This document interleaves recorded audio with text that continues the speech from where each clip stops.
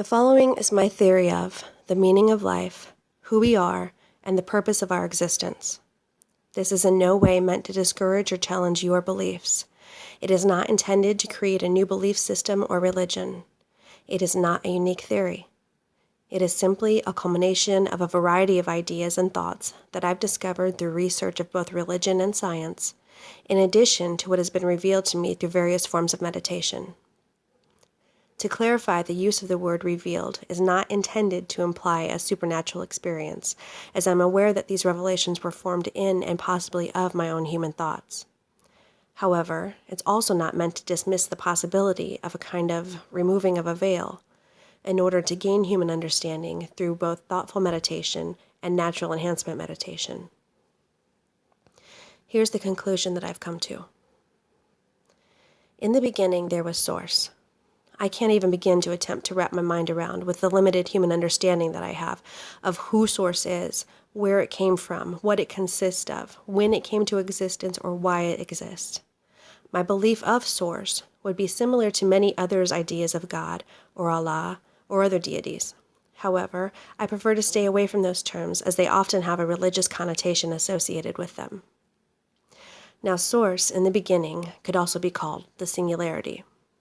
Inside the singular existence would be all things, all emotions, all forms, all knowledge, all potential of unexpressed existence, similar to a cell being in the process of interphase, containing polar opposites, both maternal female and paternal male attributes, being completely aware of its potential, yet without evidence due to the lack of expression. Source then splits itself into two, similar to the two-stage division of cytokinesis. Now at this point, Source both is and is not alone any longer. It's no longer alone because now it's a duality, it's two. However, Source knows and understands that it is essentially just looking at itself, but now it can have a different perspective, new observations, and can continue to create and expand into infinity, similar to the cycle of meiosis, creating different DNA with every new creation.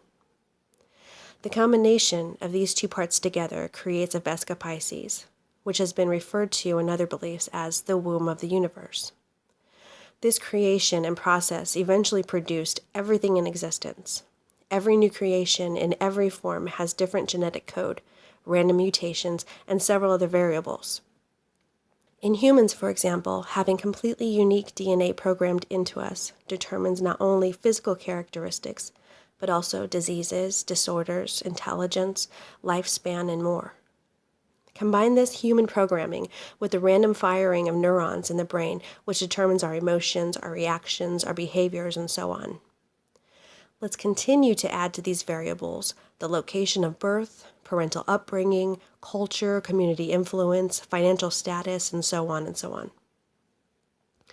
All of these variables produce different results and different experiences. I believe that it is these variables that help Source reach its full potential by providing every possible experience and self-expression into infinity. It is in this sense and belief that I make the claim that I am Source. You are Source.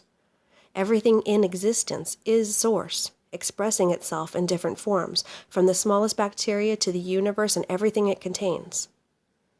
It is this belief that brings me to the conclusion that our purpose is to be exactly what we feel we should be and do exactly what we think we should do.